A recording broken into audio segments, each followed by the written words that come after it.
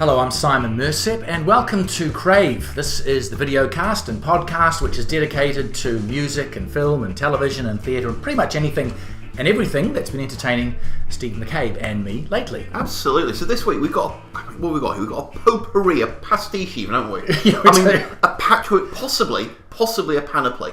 No. Possibly. I'm not going to commit yet. Okay. Of entertainments to ponder. We do. We do indeed. So where should we go first? We've got. Has it been a year and a half, 2 years of waiting? I think it has been 2. For Game of Thrones, and finally the last series is with us. Yep. And obviously that's going to need to be dissected. Minute, minuscule. to within an inch of its life. Oh, the exegesis shall commence very, very shortly. Yes. Now, in a completely different sort of area, just in a few days, a member of the British royal family will be in New Zealand, Prince William no less, and he's going to be here. He's actually here in time for Anzac Day, but he's principally here to meet and some of the people involved in that terrible massacre in Christchurch. And while all this is going on, of course, the country's continued to mark that event, including with a couple of big charity concerts, one of which you've been to. Absolutely, and as well as should be. I mean, yeah, so we'll look forward to hearing what you've got to say about very that, definitely, Steve. yes. Speaking of music, I also went to see American singer-songwriter Nathaniel Rateliff and his rather peculiarly named band, The Night Sweats. Yes, it sounds like a medical condition, perhaps. Yeah, I'm not totally sure the name works, but then to be fair, I'm not completely convinced the concert worked either.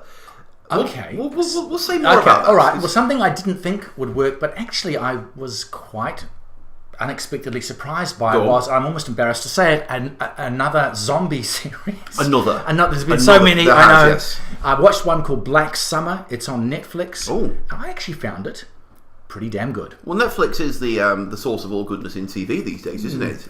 Well, most. Anyway, and then obviously coming up very, very shortly, the big cinematic release. I think it's later this month. Yes. I'm not paying that close attention because they're all rubbish. It's there's more avenging going on later this month. The end game, no less. Oh, please. We can only hope. But in the meantime, DC, I mean, you wonder why they keep going, don't you, really? Yeah. But they've finally actually managed to come out with a good one. Oh. Yeah, exactly. That's what I thought too. Okay. Yeah, Shazam. I didn't even know which. I wasn't sure what Shazam was, but okay. Well, I look forward to hearing you tell me about that. Well, let's face it. It's a hard stretch for me to find anything good to say about those films. Yeah. Okay. So, where should we start? Well, I think let's start with something that's probably still fresh in our minds. Yes. Actually, like the Avengers saga, it's sprawled over just about a decade, and that is, of course, Game of Thrones. So let's see. We've got something that's sprawling over a massive fictional mythical universe. Yes. For far too long, with a cast of characters that nobody can keep track of, and magic. Yes. You're right. Basically, it's Avengers, isn't it? That's right. Yes. The thing about, and in fact, with the last Avengers film, it very much went into Game of Thrones territory because they both now have scenarios where principal characters have been killed off. Right. So, but you know, the expectation on this final season of Game of Thrones has been huge with such a long wait. Steve. Yes, that's a large part of it. Yeah. 2 years, and so I guess perhaps the very first episode, which has just come out in New Zealand a few days ago, there was a bit of catching up to do. That was how it felt like to me. How did you react to that first episode? Well, I think catching up is possibly a polite way of putting it. Okay. Because First of all, there was an awful lot of callbacks to the very, very first episode. Mm-hmm. Whether it's, and we should say up front here, this is going to be spoiler-tastic. Well, it has to be, yes. I mean, it's on TV, guys. Come on, seriously. Yeah, yes. And we'll basically do this an episode dissection here. Yeah, yep. And so it's fair enough that we are going to spoil the crap out of it. Actually, except to be fair, there wasn't that much to spoil. But wonderful opening sequence. Yes. Where you've got the parade of arrivals into Winterfell. Yeah. But you'll notice, if you actually go back and I didn't watch it myself, but I saw someone put a video together as on YouTube somewhere, a comparison of the two scenes side by side, and the colour palette is very different. Yeah. The original one where you've got the Baratheons and the Lannisters rocking up to Winterfell. Yes. Everything's golden. Yep. Everything's warm and it's bright and it's colourful. Yeah, this time round, winter has come. Yes. Winter has come. So it's grey, it's dark, it's cold, it's blue. Blue, yeah. The colour palette shifted enormously. Yep. Winter has come. Winter has come. Yes. And you've got, in the first one, remember, you had Arya Stark climbing up on things so she get a good view. Yes, I remember that. In this one, you see her sort of stepping aside to let the little lad. Yes. So they're trying very hard to ground this new series in the context of. Yes. But do you remember the very, very first thing that you saw in the very first episode? How the very first episode started? I think I do. I think the very first thing you see is the gate come up at the wall. And where did they go after that? They would go north. Yeah. A small group of men hunting for wildlings, and of course they get caught up by the Walking Dead. But yes, and they head off into the snow, don't they? Into the ice. So if you remember, what the one fella stumbles across is a body with body parts arrayed around it. That's right. Yes.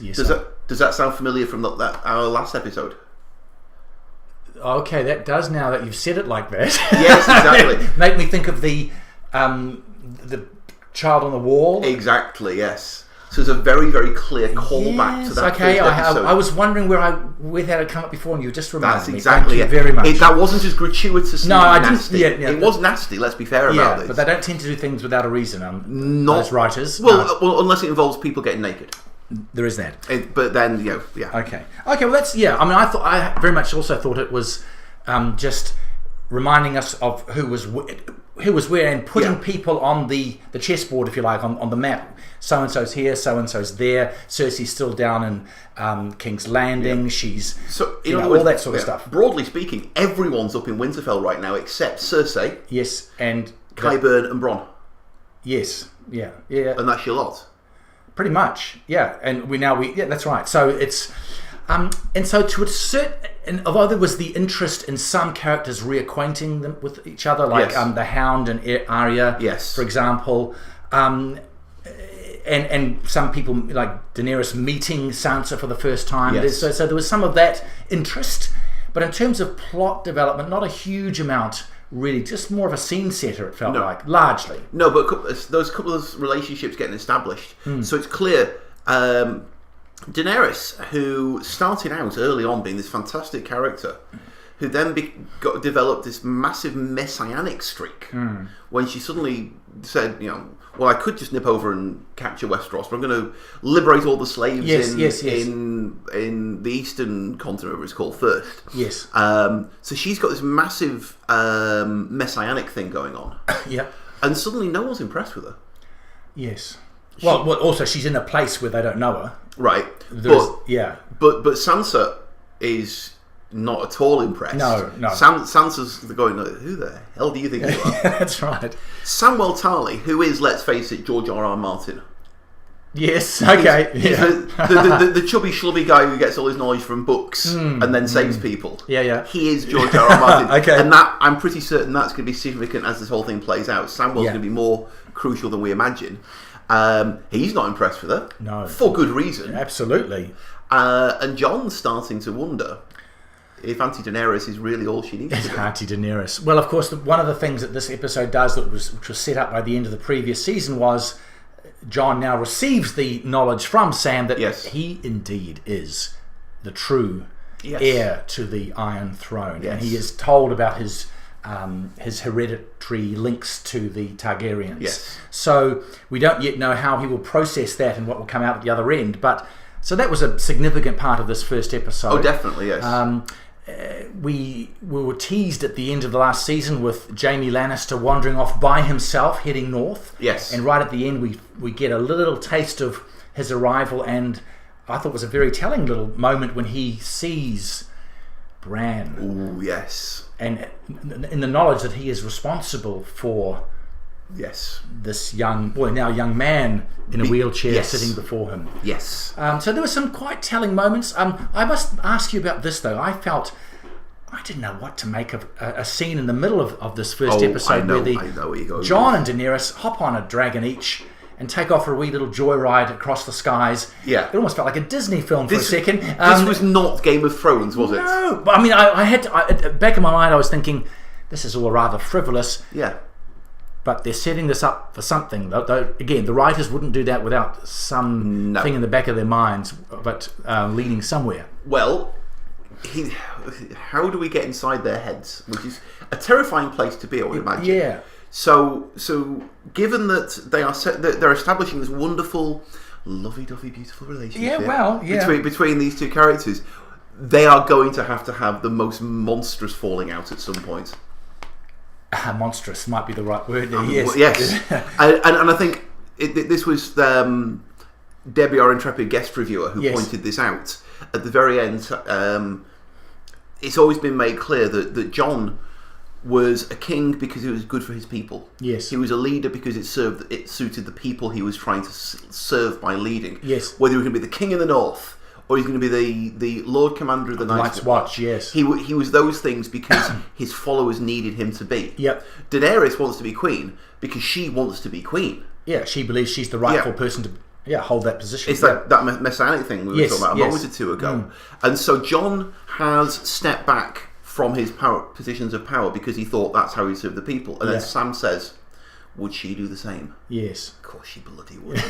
You've got to be kidding me. There's no way in the world she'd do the same. Yeah. So, Where is my throne? The other thing I was interested in, Steve, and I just by chance I was out of New Zealand for a couple of days at an airport, and I picked up a copy of the first book. Right. And I hadn't read the books, and I was really interested. And I'm only haven't finished it yet, but interested by a few things. The books don't have this type of salty language or the full-on descriptions of sex and violence that this TV series has done.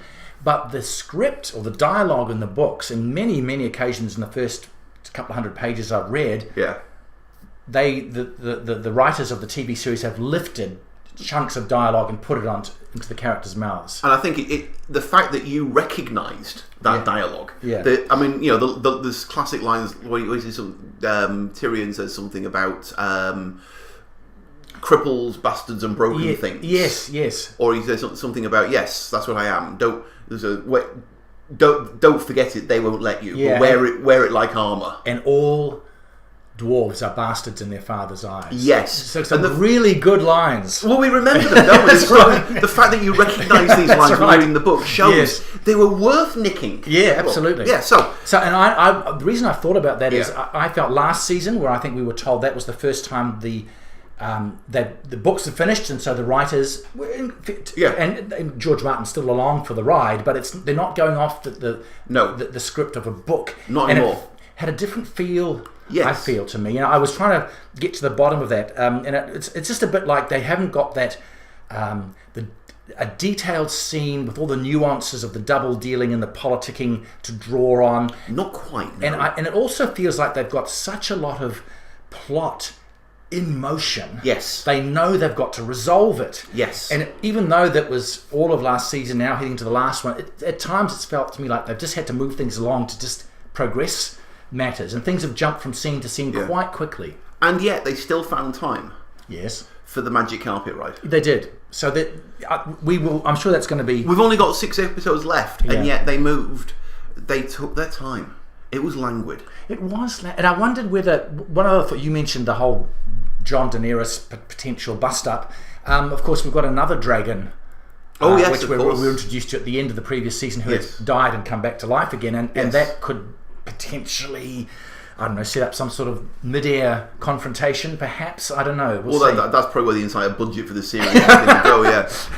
In the meantime, it was a small mercy that Daenerys and Jon Snow didn't start singing "A Whole New World" as a bloody dragon. That scene did not work. It almost felt like an Aladdin type scene. Yes. You're right, on Magic Carpet Ride. It did. Instantly, one little theory that I'm going to just leave out there. I didn't come up with this. Yes, go on. But I'm going to take credit for it anyway. So there's a scene where non-Maester Qyburn interrupts Bronn doing what Bronn does best. Yes. And says the Queen wants you to go. Yep. Have we heard the Queen express that particular request? No, we have not. Has Qyburn heard the Queen express that particular request? Or is Qyburn going rogue? With what purpose? Well, there you go. I mean, that's fascinating. If he can show up at the Red Keep with, "Hey, Cersei, look what I did for you, Queen. I've got 2 of them." Maybe, I don't know. Ooh, that's a good one to ponder. Okay. Right. All right. Okay. So, are we going to do speculation? What's the end game? Are we going to do this? We could do. Well, I get the sense. Well, not to the nth degree, we won't. But I mean, it feels to me like Daenerys will come undone in some way. Good. It feels like that. Yeah. And I'm not sure about Cersei. I think the Cersei and Jaime dynamic has obviously it's shifted. Yeah. I could see Jaime dying a heroic and tragic death. I think popular opinion seems to have Jaime killing Cersei. Oh, okay. Well, I mean, what do we know? I'm not sure about Tyrion either now. I'm not sure. I mean, Jon, as you alluded to a little earlier, is the one who's been the most selfless. Yes. And on the face of it, the most heroic. Yes. That doesn't mean he's gonna survive. No, that means he's going to die 30 seconds before he gets to the Iron Throne. So I'm not quite sure. I've tried to avoid some of the theories, but I've seen it. I couldn't help but notice some reference to Bran's possible ties to the Night King. Yes. And I'm not quite sure how that would play out. But I'm not quite sure if you're going to say this is a Game of Thrones and there's going to be a winner. Yeah. I'm not quite sure. I mean, I don't. That's an interesting point. Do you have a sense of who you would? There might be people we want to win, but whether they will or not. Well, for the longest time, I latched onto that line about cripples, bastards, and broken things. Yeah. And I was sure that there was going to be some sort of triumvirate at the end of it, revolving around that. But now that we know that Jon's not a bastard, yes, that buggers up that theory. Well, who are the broken ones? Well, you've got Tyrion, obviously. Tyrion. What about Bran? Bran. What about old Theon Greyjoy? Oh, yes, he's broken. He's a broken thing. There's a few broken. Well, his thing is broken. Well, yeah, broken off. Yes. So yeah, we could take a more fluid reading of that. Obviously, we could. It was always ambiguous. No, I'm going to go on record here and say he's going to be Tyrion. Okay. Because he's the one. He's possibly the one sort of A-list character who's never shown any ambition toward it. Cersei's not going to end up on the throne because she wants it. It's too obvious. Yeah. It's either him or the Night Walker. The Night King. Yeah. Okay, interesting. I'm not quite sure, but okay, we'll track that along. All right, we've given that a good go. Although Samwell Tarly will be the Kingmaker. Like I say, he is the George R.R. Martin surrogate in that show. I thought his reaction to the knowledge imparted by Daenerys that she had killed his father and brother could come back to bite Daenerys at some point. Well, you did notice he's usually a very lightweight, very frothy character, and you suddenly saw steel. Yeah, you did. Very much so. Okay. So anyway. All right, so I think we've done that rather well. We could, quite frankly, we should do a sideline in Game of Thrones episode recap. Hey, look, there's only one series left. There's only 6 episodes or whatever. This will be a regular feature now. Okay, but from a fantasy world, let's pause, take a breath, and move into the real world, and in particular, the world which something that's sadly all too real. All too real, and I'm talking about these. We're talking about those terrible events in Christchurch. Still not that long ago, a month and 5 weeks ago. Yes. In the last week or so, Steve, there've been 2 pretty big charity concerts organised called Aroha Nui. Here we are. Show and tell here. You Are Us. Oh, that's fantastic. There we go. You Are Us, Aroha Nui, and you went to the one in Auckland. At Spark Arena, there we go. And there's a fantastic report. Well, the production values in this episode are just beyond. Yeah, beyond. But I just want to say, I thought you did a great review, and there's some fantastic photographs on cravepodcast.com. You're too kind. The website that Steve and I run, cravepodcast.com. I liked your review because you didn't get completely caught up in the very worthy cause of it and necessarily say everyone performed brilliantly. For the most part, to be fair, they did. Mostly did. But only 1 or 2 little comments you made. We don't want to let's dwell not dwell on those. Let's go to the whole point of the thing. You had about 20 acts who were playing in Auckland. There were even more in Christchurch, as is only right and fitting. Yes. But you've got Marlon Williams there, who's currently hot property. Absolutely. You've got Shapeshifter. You had 660. And who else was there? I'm trying to think. David Dobbin. Of course, he Stan Walker. It. Yep. Jason Kerrison. I'm just looking at your review right now. Quite a huge cast of characters there, and a range of different performers as well. Very definitely, yes. You've got the old, sort of people like Jason Kerrison are definitely sort of the more mature and old school, and then you've got people like Swiddett who are very definitely of the moment. There was a a rapper of Palestinian origin named Ilbaz. A young woman of Pakistani origin named Chai. So you got and these are doing sort of like your hardcore rap type stuff. Yeah. So you've got the whole spectrum there. You've got old school New Zealand, old style Maori and Pakeha. You've got younger immigrant New Zealand, and you've got the traditional. I mean, how safe can you get? They've got Dave Dobbin. Yeah. And then then at the other end of the spectrum, you've got, like I say, serious rap going on. Yeah. So they covered all the bases. They did. Yep. And it was considering this obviously pulled together at short notice. You had, for example, Stan Walker with Seth Hapu singing "Don't Dream It's Over" in Te Reo Maori. Oh, nice. Which is quite something to do. I mean, it's the unofficial national anthem of the country. Yeah. And to sing that in Maori at short notice. Yeah. I mean, that's impressive. And I imagine it would be quite something. It was indeed quite something. Yeah. Unfortunately, I didn't realise what they were doing until halfway through. It was too late to video it. Okay. But it was lovely. It really was. You had Jason Kerrison with the Dilworth Choir doing Hallelujah. Okay. Very, very well. Okay. It worked. It was fantastic. I heard I was on national radio. They carried some of the Christchurch one live, or just not long after being live, and I heard a bit of I think it was Holly Smith, and I didn't catch the man's name, singing a very well-known song here called "How Great Thou Art," which was sung decades ago by Māori crooner Sir Howard Morrison. Teeks, okay. Did the same thing in Auckland, yes. I did the same thing, okay. Yeah, absolutely. Okay. But since you mentioned Holly Smith, I thought she was one of the dud notes purely in terms of the musical performance. She looked bored when she wasn't singing, and when she was singing, she was all over the place. I wasn't overly impressed with her, which is a shame. She was on with Anika Moa, who, if you remember, you and I saw her. Yes, we did.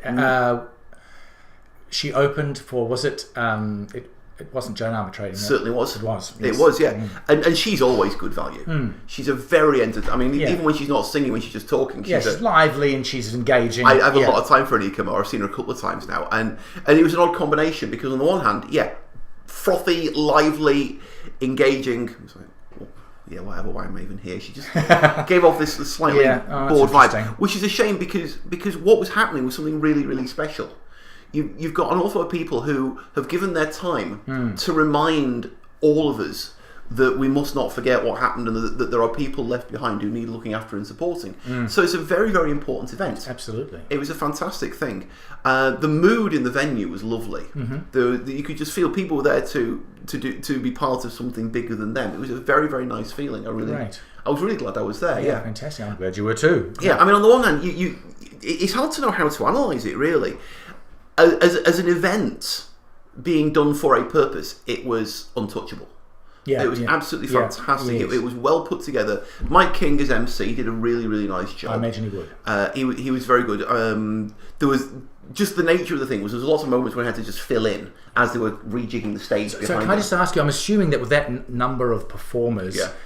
Each performer only maybe did 1 or 2 or 3 songs, or either between 2 and 4. Okay. Between 2, I think Mitch James did 4 all up. He had the longest set. Dave Dobbin did 1, then he came back on at the end, did 1 with a bit longer. Then he closed, obviously, with Slice of Heaven, with the entire cast behind him. Oh, lovely. There was a nice mix. It went really, really well. Good. And so they did this as they were switching the stage. For the more electronic performers, like Ilbaz, for example, who was basically just working on a turntable, they got screens up, divider screens, and so behind them they were getting the stage, switching drum kits and amplifiers and stuff. Yes. And then Mike King will come out and say a couple of words to the next guy. They just move the screens away and there's a stage ready. So it's a really slickly produced thing. It was very well done. On a musical level, there was something for everybody. I was bored through Shapeshifter, but that's because that's not my taste. But I would imagine the people who were loving Shapeshifter probably weren't quite as impressed with, let's say, Jason Kerrison singing Hallelujah. Yeah. But they covered everything. They covered all the bases. The one thing I didn't like, that jarred with me, I think I mentioned it in the review, your man from Swiddet, at the end, raised his fist with a black glove on it. I'm thinking, I understand the point you're making, mate. It's a valid point. And any other moment, I'd say, more of that, please. But not today. Yeah. Today it's not about you. Today it's about something very, very specific. Yeah. Just for now, please don't do that. And that didn't quite sit right for me. Did you get a sense that others may have felt the same way? Or I don't know. I didn't get a chance to talk to anyone else about it. Fair enough. But other than that, I was glad to have been there. I know I was half expecting the Prime Minister to show up. They did a video segment from her. Okay. Where obviously she said all the right things as only she can. And apparently Lord had commitments in the US that she couldn't get out of in Auckland. But she actually turned up for the Christchurch show, did she not? And I guess if you're going to do one of the two, Christchurch is the one. Obviously, yeah. Okay, that's great. So, minor quibbles and caveats aside, I've got no idea how much money they actually managed to raise. I know it was $79 a ticket, and Spark Arena was packed out. Oh, great. So, to all involved, bloody good job, guys. Yeah. Well, great. Fantastic. Seriously. So again, cravepodcast.com.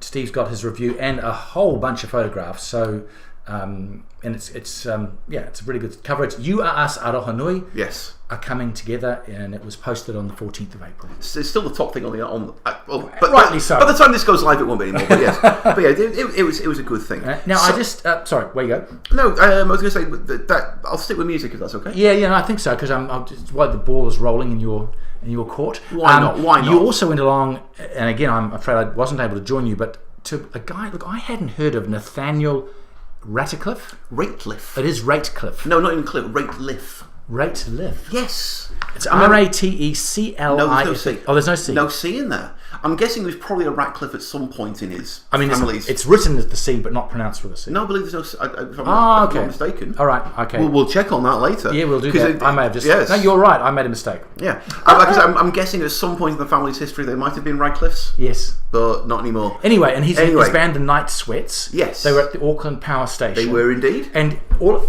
again, Steve's got his review up, and I see, Steve, from your photographs, a man with a guitar and what looks like a cowboy hat. Oh, yes. Doesn't quite tell the whole story, that. No, okay, and there's saxophone players, guitarists, drummers. He actually, I'm looking at his dance moves from your photographs on site, and it's awkward.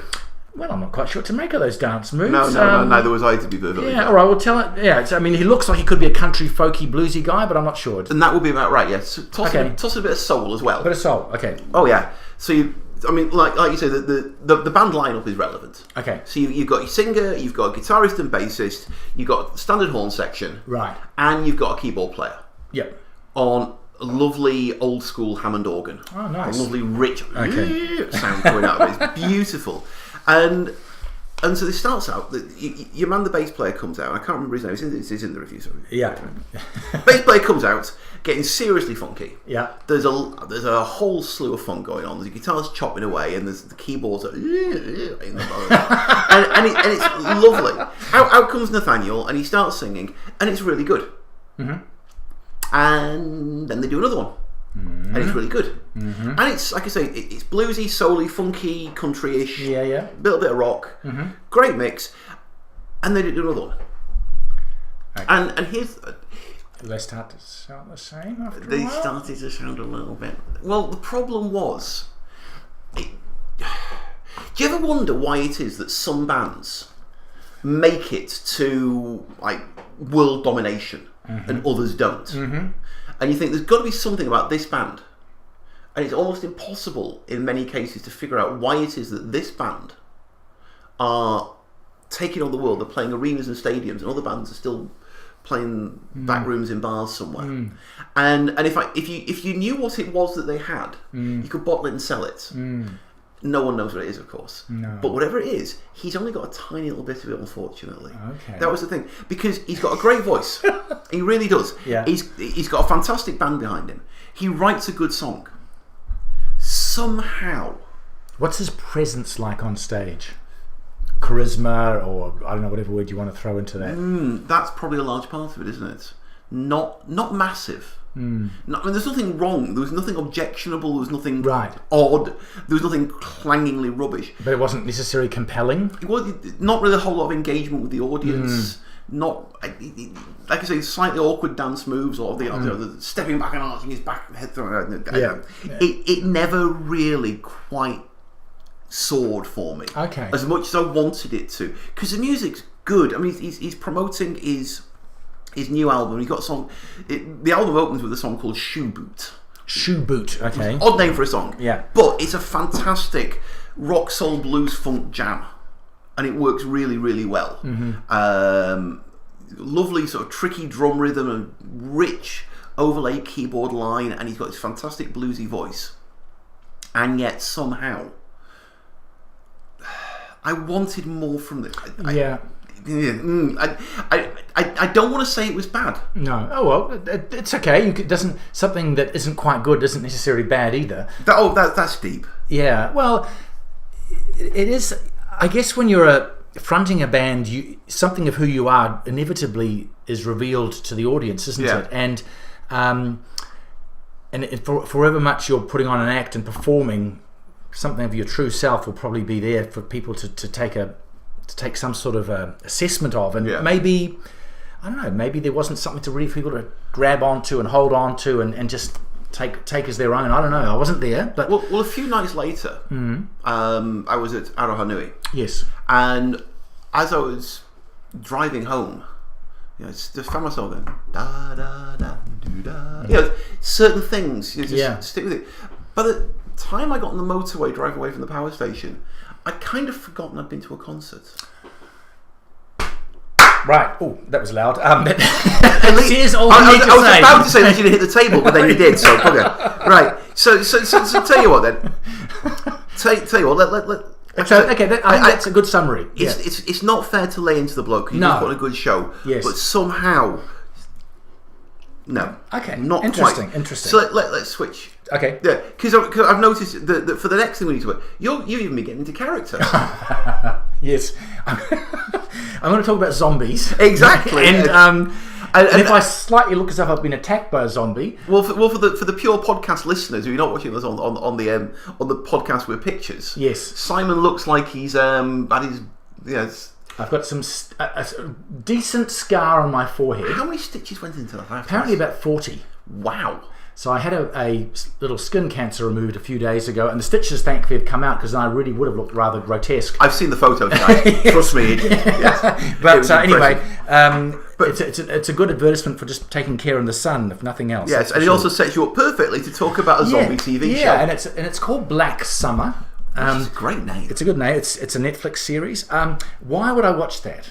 Is probably the big question. Well, I mean, first of all, these days there's so much on Netflix. True. That again, how do you figure out which is the show? It's like choosing bands to watch in concert. How do you figure out the one that's going to be? I agree. The next big thing. One of the things, maybe before we answer that question, here's another question. Go on. Why would a zombie story appeal to people? I mean, apart from the fact that it's because you think of this. This one, there was of course the famous Walking Dead. Brad Pitt did one, World War Z. There have been all sorts of Night of the Living Dead. I mean, there's been a heap of zombie films, and in essence, apart from it's a dead person coming to life and wanting to take a bite out of you and make you a dead person. Yes, there's that whole apocalyptic thing, and those who are not have not yet affected, having to survive by their wits with maybe not many resources around them to make do. And I think that's probably the essence of the appeal of the story. Right, because as you say, it's a universe that we've seen inhabited countless times. And I did watch for a while The Walking Dead, and I got actually tired of it. It went on for many seasons. I watched a few, and it got ponderously slow. They spent too long with. And then didn't they spin off into like Beware the Walking Dead? Yeah, there was another one. Yeah. So, I just sort of saw that, and I thought I'll just have a little dip into it to see if years later that people are doing things a bit differently. Something maybe spoke to you just a little bit. Just to see. And I actually thought they did a very good job. Okay. Yes, and the main reason is there's very little dialogue. Ooh. Not much at all. Okay. The episodes are quite brief. There's only 8 in the whole season. Right, first season. The longest are about 40, 45. Okay. But towards the end of the season, there's a couple of 20-minute episodes. So you're really moving along fast. Right. The pace of the storytelling is quick with editing. Yeah. And they do this thing where they'll show a scene, There's mayhem being unleashed across a town, and people running in all directions. We follow one set of people. They pass an incident. We follow, and those people go on, and then later we come back to the incident and find out what happened to the two people who stopped that's an interesting. And so there's a lot of intersecting of characters as they crisscross, and that works quite well. It draws you in, makes it quite.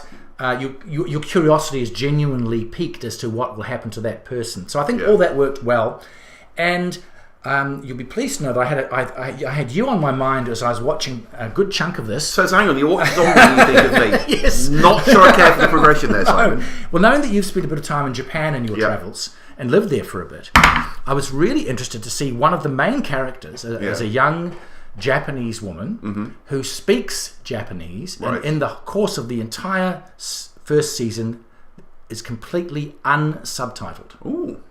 So we are hearing this person speak Japanese. She might literally know one or two words of English to other people who only speak English. Right.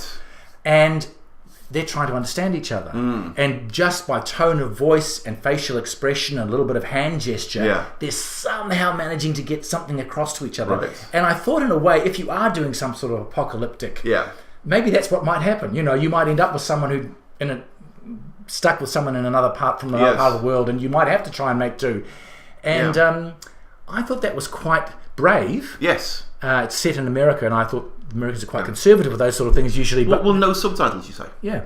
Yeah, that's... And I thought it was really... I didn't understand all of what was being said, obviously, and get all the nuances, but enough comes through to make it interesting. But I guess that lets you understand from the character's point of view. Yeah. Because whoever's engaging with her or trying to engage with her would have exactly the same experience you're having. Yes, yeah. So and I just want a quick little thing I thought worked very well, as in Game of Thrones and other stories where we are now used to characters being killed off. Yes.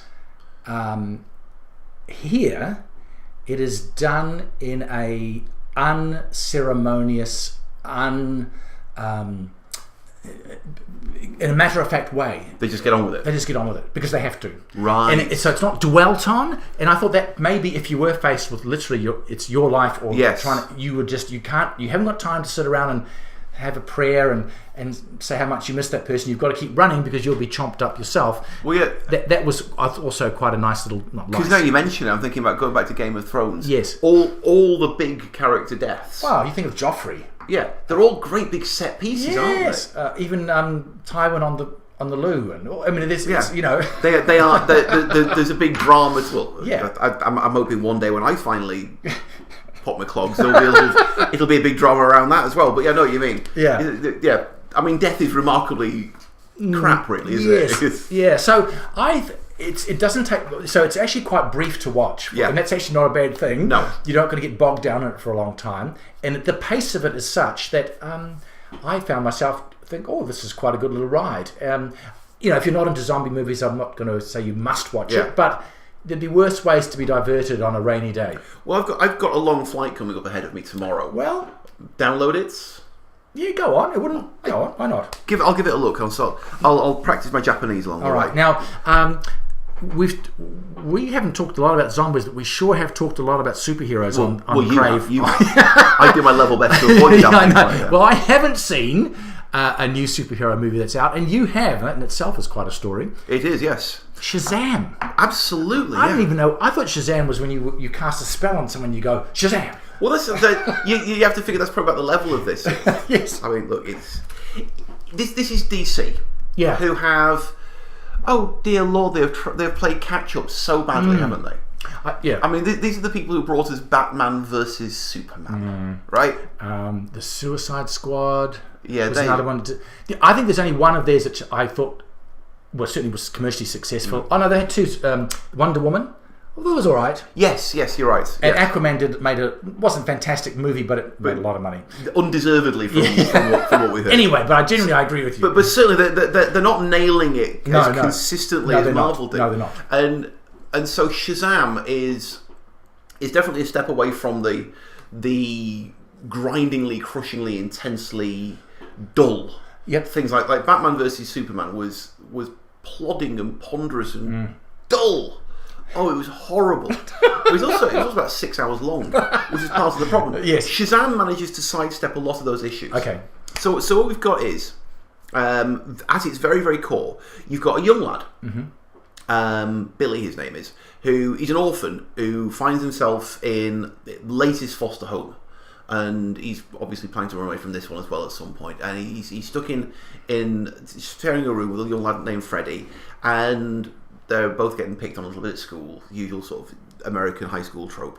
And then suddenly he finds himself, as he's sitting on the subway train in Philadelphia one day, summoned to the underground mystical lair of some sort of wizardy type bloke, who basically says, if you hold on to my great big wooden staff and say my name, wonderful things will happen. Okay. He says, okay, fine, what's your name? And he says, Shazam. He says, what? Shazam. And next thing you know, he's become Shazam. So he's no longer this like 16-year-old boy. Right. He's big, strapping fella. Right. In a ridiculous... Yes. Red and yellow sort of suit, isn't it? Exactly, yeah. The superhero cosy. With the cape and everything. Yes. Right? But he's still a 15-year-old boy. Ah. So that's what the film is, right? And for the majority of the film, it's not really, you know, they say the best science fiction. It's not about the science; it's about the fiction. Yes, and it's not about whether you can, as I read somewhere just recently, whether you can go at 20 times the speed of light wearing anti-gravity boots. It's not about that. No, it's about the characters dealing with ethical problems and growing, and yes, and the fact that they're doing it in space is just a thing. And this is the same thing. This is two teenage boys. Yeah.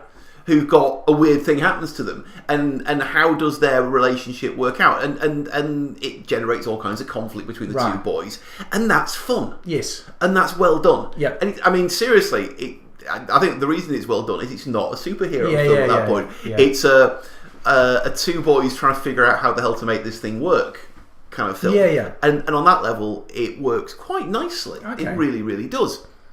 And he turns out, obviously he's a 15-year-old boy. He's a rubbish superhero, obviously, because he's still figuring out how to become a superhero. Yes. So yeah, it's an origin story in that level, because you always have to have your origin stories these days, don't you? You do. But it's actually quite nicely done. Okay. But obviously there also has to be a villain, and it was the bloke who was originally going to be Shazam, but obviously wasn't pure of heart, and so ends up with the 7 deadly sins tagging along with him. Oh. Yeah, exactly. And this is where it just becomes a pile of nonsense. Okay. And so you have to have the big superhero fight at the end. Of course. De rigueur. Oh, God. Yeah, the bollocks. It really is. Because obviously there's no peril in it. Yes. It's all completely weightless. Actually, literally in some places. And it feels like a sidestep away from what's preceded it has been this nice teenage buddy comedy that's suddenly become, oh bugger, we have to get the superhero fight in now, don't we? Yeah. Biff bang bish, and they do that, and obvious outcome, and then it ends, and that's it. But while it's good, it's lovely. Okay. And then it becomes plodding. Okay. Well, I know it's looking at the trailer and the imagery, it has that feel of something that would appeal to teenagers, maybe, and I mean the school holiday's still on, and maybe it's a sort of movie that would be well suited to that audience. Yeah, I mean it's daft, it's nonsense, but when it knows what it's about, it's fun. Okay, well, that's nice. And then it becomes a superhero film again. I mean, to be fair, DC have been, like we say, they've been on the back foot on this for ages, and you think Marvel, they can switch gears effortlessly, and so you've got the actual hardcore avenging stuff going on, which is hardcore avenging, but they do that so much better than like the Batman and Superman nonsense. They then say we're going to have a bit of fun with that, and they get Taika Waititi in to have a blast, and the one genuinely good one of all, right? And it was a Kiwi who did it. Funny that, yeah, exactly. So and then they say, right, and now we're going to change to something completely different, and they bring out Deadpool, or Guardians of the Galaxy. They'll say we can do anything we turn our hands to. Whereas DC, they're doing. Yeah, I mean Wonder Woman was there. Even that was flawed. It was, but it was decent. But then they did Suicide Squad. Oh, that was awful. That was unforgivably bad. It was woeful. They finally starting to realise how to make these films work. Just at the risk of talking yet more about this, there is a trailer out which I just happened to see of Joaquin Phoenix. Oh yeah. Reprising the role of Joker.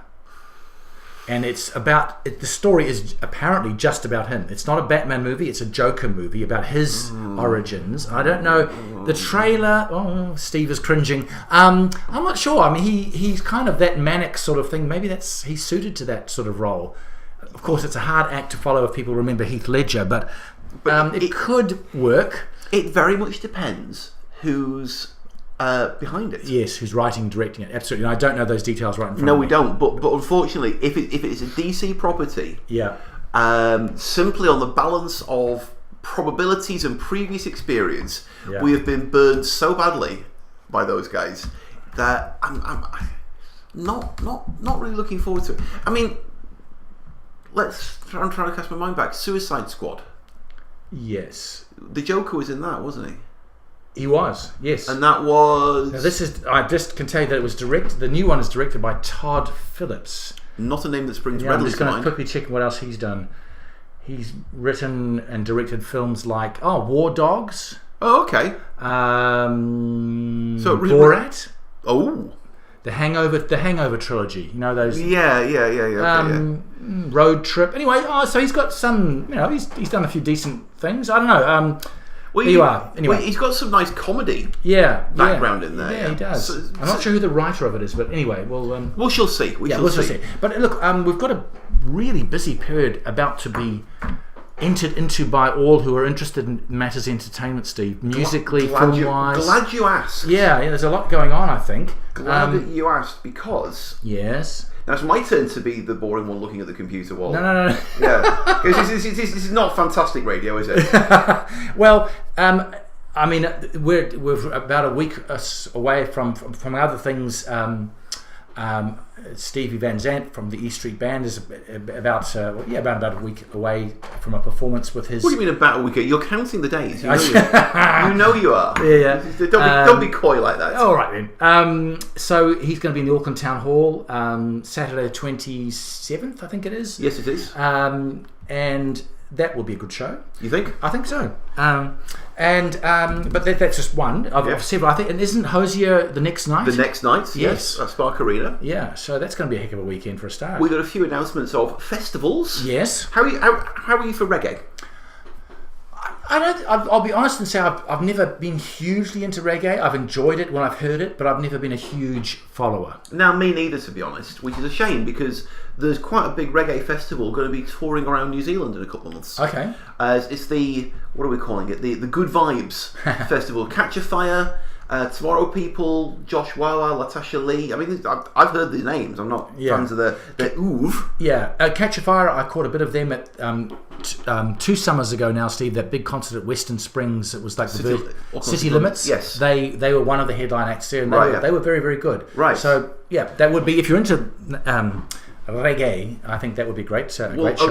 From the middle of July to the middle of August, they will be in variously Napier, Gisborne, The Mount, I assume that means Mount Maunganui, Auckland, Porirua, Hamilton and Tokoroa. Okay. So there's that. There's also another festival coming up. Is this the Mardi Gras? This is the Mardi Gras Festival. Ohakune. Ohakune and also Queenstown. Okay. They've got both dates coming up. So 2 winter season locations. Yes. Now the big draw at Mardi Gras is going to be Mitch James. Hold on. Why do I know Mitch James? Because I just mentioned him a few minutes ago. Because he played at Aroha Nui. Thank you. So that's where we know the name from. Yes. And he's not bad. I mean, he's possibly a little bit unremarkable, but he's a nice young lad with a guitar. Okay. And he knows what he's doing with it. All right, fair enough. Did a very nice cover version of Robbie Williams' Angels. Okay. That was surprisingly good. Yeah. Okay. Now, he's going to be at, where is he? 22nd of June is at Ohakune. Mm-hmm. And then we're also, the next night in Queenstown. Okay. Wow, that's pushing it a little bit. But then he's also doing a tour of his own. Yes, I saw that on that. Okay. Yeah, yep. And that's going to be leading up to those dates. Mm-hmm. And he's going to be doing Nelson, Auckland, Tauranga, Dunedin, Wellington, and indeed Christchurch. Okay. He's a busy lad. Yep. He's not a bad performer, isn't young Midge? He's definitely worth going to see. Okay. He's nice. I quite liked him. Now, other music, not a big fan myself, but Khalid. More for the youngsters, this one. I think. Okay. Yes. How are we going to even describe? Sort of R&B-ish, rap-ish. Okay. That end of the spectrum, not really my thing, but he's going to be bringing the Free Spirit Tour to Auckland on Thursday the 21st of November. Okay. I also noticed on the updates on the website, that's cravepodcast.com. Steve, I know from time to time we do get British comics coming through, and we've had them from time to time over the years. There's a guy here, I see you've got a note in, Dara O'Brien, I think they pronounce his name. Dara O'Brien, yeah. Who has been around for a while in that part of the world. I've seen him a bit on YouTube clips of this and that. Is he quite a well-loved chap over in the UK? Well, I'll tell you one thing he isn't. Yeah. A British comic. No, he's Irish, isn't he? He's Irish. Yes, You Australians always get that one. Yeah, he's very, very highly regarded. Okay. Back in the Northern Hemisphere. He's been hosting Mock the Week. Yes, I have. He's brilliant on that. One thing I find with him, yeah, I sometimes struggle to understand him because I find he talks quite quickly, and he doesn't have a thick Irish brogue, but there's something about the lilt of his voice. I don't get everything he says. One thing he does, and I do this myself occasionally, maybe it's my Irish heritage, but sometimes it's... Do you remember when we saw Bob Dylan? Yes. Right? And every song started with different members of the band sort of noodling around together. Yes. And it took a few bars for the song to coalesce. Yes. His sentences do the same thing. Yes, I think you're right. Yes. There you go. Now I know what I'm going to say. And yeah. And he does have a bit of a tendency to do that. Yeah, and he does talk quick. Well, he does. That's the Irish thing, yeah. But he is very funny. Oh, yeah. Okay, good. Anyway. Lots of time for Dara O'Brien. And he's going to be in Wellington, Friday the 20th of September, Saturday the 21st of September, Auckland, ASB Theatre, and then Monday the 23rd, Christchurch at the Town Hall. And it's a show called Voice of Reason. Yes. Now, I mean, the guy, at university, he did there was either physics or maths, I forget which, and he often does an awful lot of science-oriented material. Oh, okay. He's done shows with people like Brian Cox. Okay. Yes. So that's the kind of level he works at. Right. So as well as being sort of a general purpose comedian, if he's got a niche, he does tend toward the scientific. Oh, that's interesting. Which I think could be really, really interesting. Okay. Yeah. Very good. Okay. There's heaps of. But we've not had the big one yet. Oh, forgive me. Oh, you don't know about 3 nights next year. Monday the 10th of February in Dunedin. Yeah. Auckland, Friday the 7th of February, and Wellington is Wednesday the 5th of February. Queen are coming back. Hold on, haven't they just been here? Last year. Oh, so it's just last year. They were here a year ago. Okay. Just over a year ago. I imagine because of the massive success of that film, they've decided they need to get back out on the road again. You mean on the Rhapsody tour? Oh, really? Really? Yes. Well, how about that? Well, who can blame them? Absolutely. Why? Yeah. I mean, that was a phenomenally successful, just in commercial terms, hugely successful film. And I mean, critically slammed, but I want to go to a sing-along performance of it. Ah. Where you're actually allowed to sing along out loud when they play Bohemian Rhapsody. I saw them a couple of years, last year. It'll be 2 years by the time they come back. I saw them last year at Spark Arena. You did? And they were very, very, very good. Okay. I mean, obviously, Adam Lambert will never be Freddie. No. Right? So, sorry, I'm just going to... Go ahead. They spent $52 million making that film. And how much did they make? $900 million. Yeah, sounds about right, yeah. So, that's nearly $1 billion. That should keep Brian May in Hairspray for a few more weeks. I think so. But he's fantastic. I mean, the guy can play guitar. Think of the riffs he's written. And they're playing things like Fat Bottom Girls and Tie Your Mother Down and all those amazing, crunchy riffs. And Adam Lambert, like I say, no attempt to be Freddie Mercury whatsoever. No. You'd be a fool to try. Yeah, absolutely. And he even has the common sense and the courage, to be fair, to address it head on. He says, "I'm not Freddie. Who could be?" And so I'm going. But these guys have trusted me. Yes. They carry Freddie's legacy. They've trusted me to reinterpret these songs. Yeah. And so I'm honoured to be here. Yes. And that's the vibe he gives off. I think it's absolutely the right way to do it. Yes. Well, he plays it with just the right trying to pull off humility and swagger at the same time. Yeah, not easy. Tough call, but he does it. That's the thing that makes it work. Yes. And he's got they've got Roger Taylor on drums, and they've got obviously Brian May is front and centre. I mean, basically, it's May and Lambert. Yes, it's their show. Yeah, and they clearly trust each other a lot. Yeah. Which is fantastic. Brian May clearly realises this is the guy. Yeah, well, he has a voice. he does, and he's got the right kind of presence as well on stage. He knows how to. Yeah. I mean, he is camp in a way that only Freddie Mercury also could ever be, and he owns it. Yeah, well, and it's brilliant. One of my strongest memories of Adam Lambert was when he first appeared on the American Idol program, and there was a public vote, and he got down to the final. It was him and some country singer. Yeah, he was clearly, evidently, obviously the best singer by a long way. Yeah. But the American public voted the safe conservative country singer as the winner. Yeah. I don't remember what that guy's name was, but I remember who Adam Lambert is. Have you ever noticed the winners of those shows are never the ones who go anywhere? Yeah. It's always the runners-up who end up being the big hits. And I think you're right. Yeah. So some flamboyantly camp rock star against a safe conservative country and western all-American good old boy. Yeah, that's pretty much what it was. And yet, like you say, who's the one we're going to go and see it? They're actually playing Mount Smart Stadium. They've moved up there at Spark Arena last time. Okay, that's interesting. Oh yeah, I'm looking forward to it. Yeah, that'd be good. All right, fantastic. So a lot to look forward to. Thank you very much for watching, for listening. Absolutely. We better wrap this up. We do love to hear from you. You can email Steve and I at podcast@cravepodcast.com. You can find us on Facebook or on Twitter. We're at Crave Podcast. Unerring, canning accuracy of a name. The zombies have been at you, haven't they, Matt? I can tell. My mind is beginning to go. The scar is playing on me. Anyway, absolutely. I hope to be back next time. I'm Simon Mercer. I'm Steve McCabe. That's what's been entertaining us this week. Certainly is. I think the Lord.